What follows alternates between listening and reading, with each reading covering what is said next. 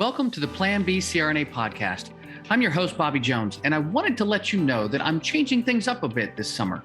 One of the benefits of passive income is being able to buy your time back, and that means for me, it's time for a vacation.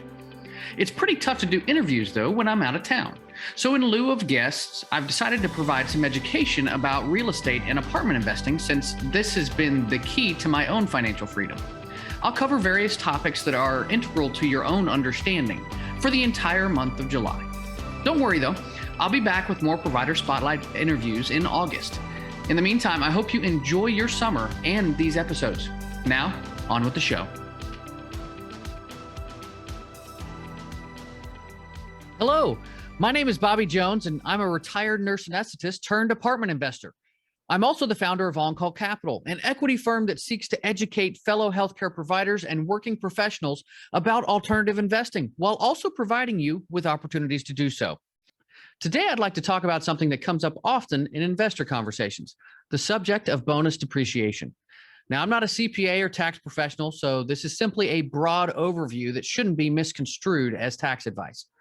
Let's start off with the basics. What is depreciation? The answer is simply the decrease in value of a product over time due to wear, tear, and age. Think of buying a new car.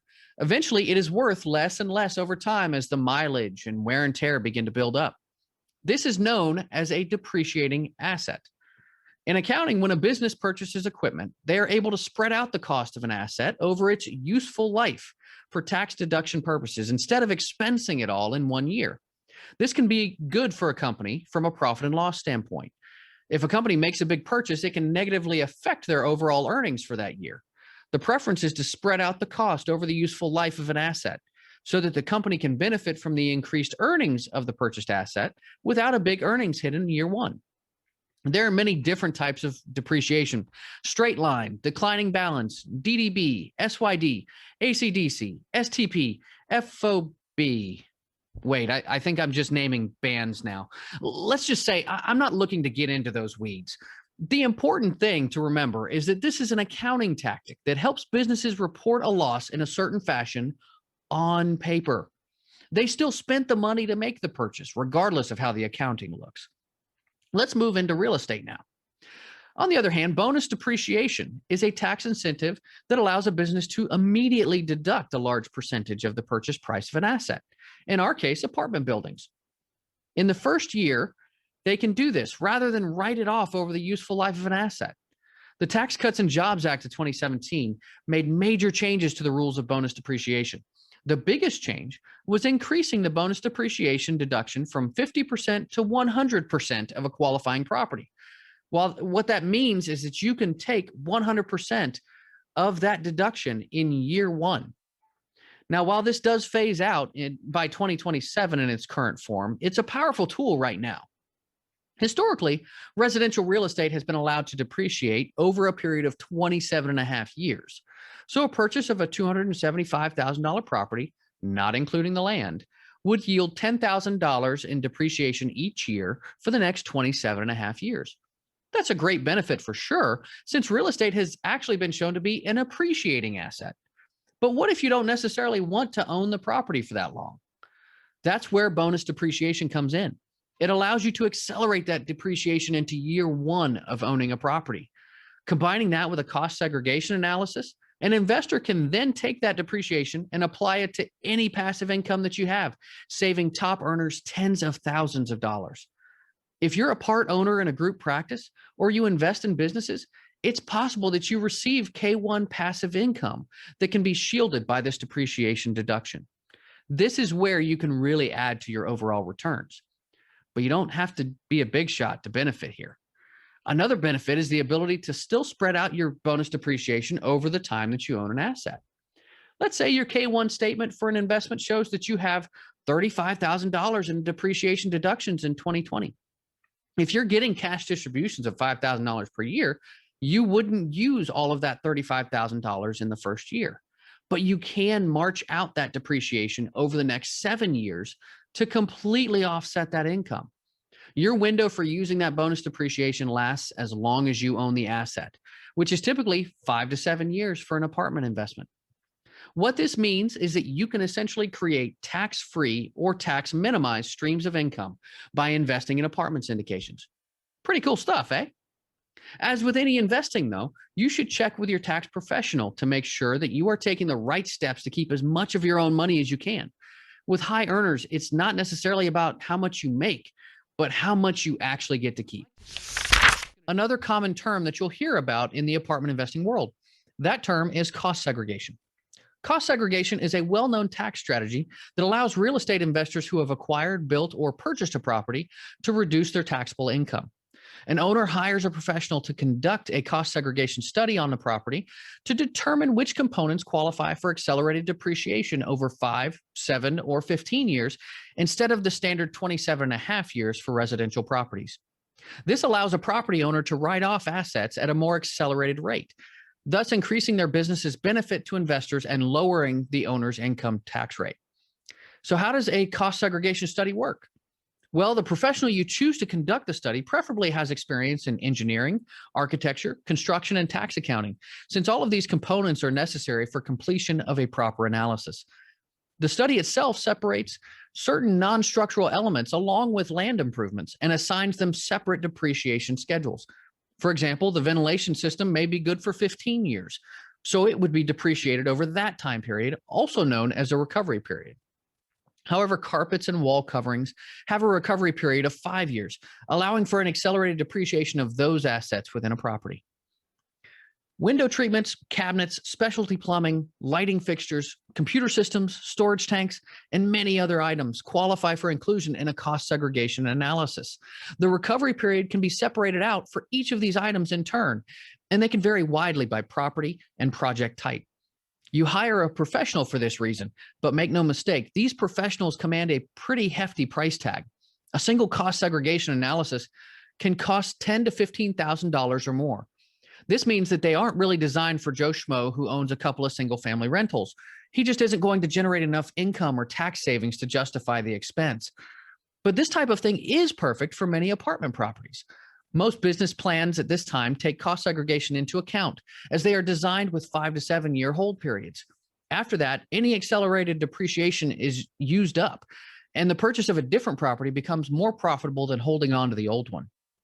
Combined with 100% bonus depreciation, cost segregation is a powerful tool that front loads depreciation to save apartment investors tens of thousands in tax dollars. These savings can significantly increase your returns on a given project. I'd like to take the chance to go over one of the most powerful tax benefits that you can take advantage of when you own and sell real estate, the 1031 exchange. A 1031 exchange gets its name from Section 1031 of the U.S. Internal Revenue Code, which allows you to avoid paying capital gains taxes when you sell an investment property and reinvest those proceeds from the sale within certain time limits into another property or properties of like kind and equal or greater value. This essentially allows your investments to continue growing with tax-deferred status. There is no limit on how many times or how frequently you can do a 1031 swap. You can roll over the gain from one investment property to another over and over again.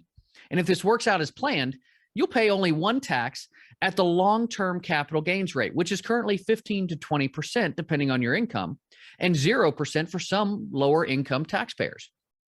Now, while this is often considered to be a like-kind exchange, that phrasing can end up being pretty inaccurate.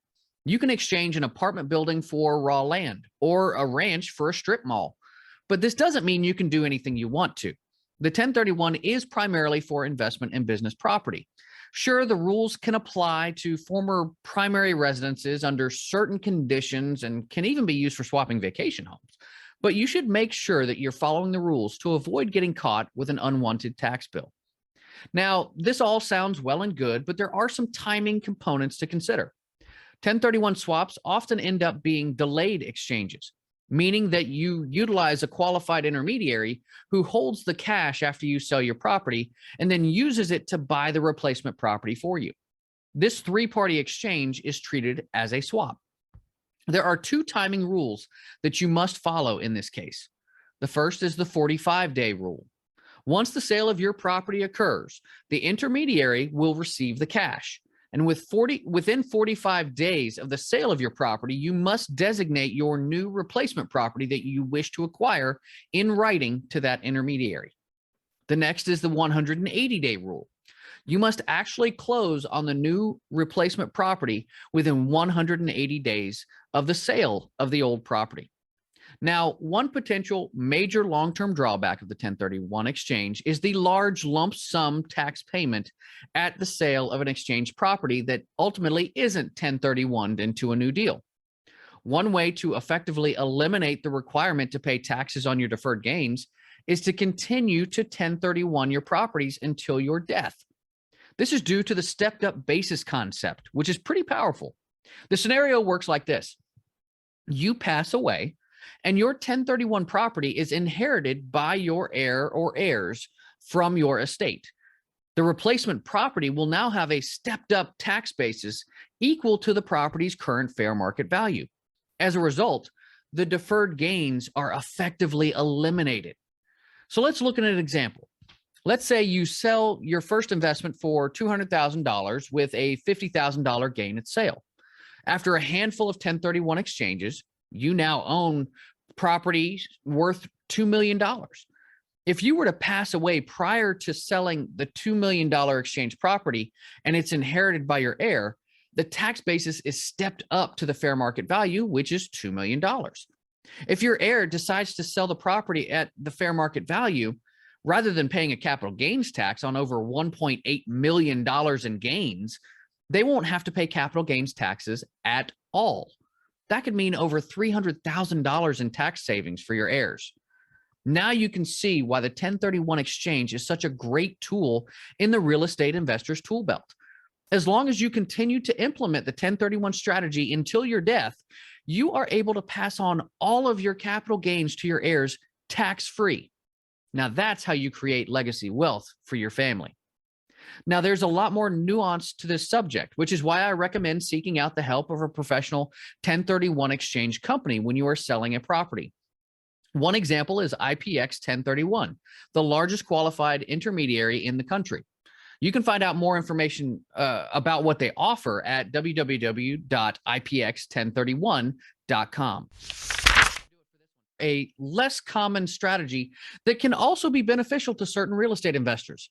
It's called the 721 exchange. Now, if you'll remember, the 1031 exchange allows an investor to defer capital gains taxes when selling an investment property when you reinvest the proceeds into a like-kind property. A 721 exchange is similar in that it allows an investor to defer capital gains taxes to transfer an investment into a real estate investment trust, or REIT, or an umbrella partnership real estate investment trust, or UPREIT. There are a few different benefits here. Passive income. REIT shareholders are completely passive. Managers oversee the complete operations of the REIT, allowing investors to be completely hands-off. Investors take part in acquisitions, dispositions, and distributions without any of the headaches of actual decision-making. Tax advantages. Just like the 1031, the capital gains taxes are deferred. You are able to use 100% of your gains to purchase shares of a REIT instead. This strategy should be weighed against the fees required to complete the 721 exchange itself, meaning you need to have a decent-sized sale. Diversification. REITs carry numerous diversification benefits. Generally speaking, a REIT will have properties located in many different locations across the country.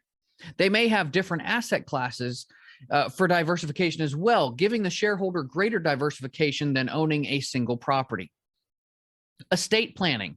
When an investor is thinking about passing down assets to their heirs, the 721 can be quite useful.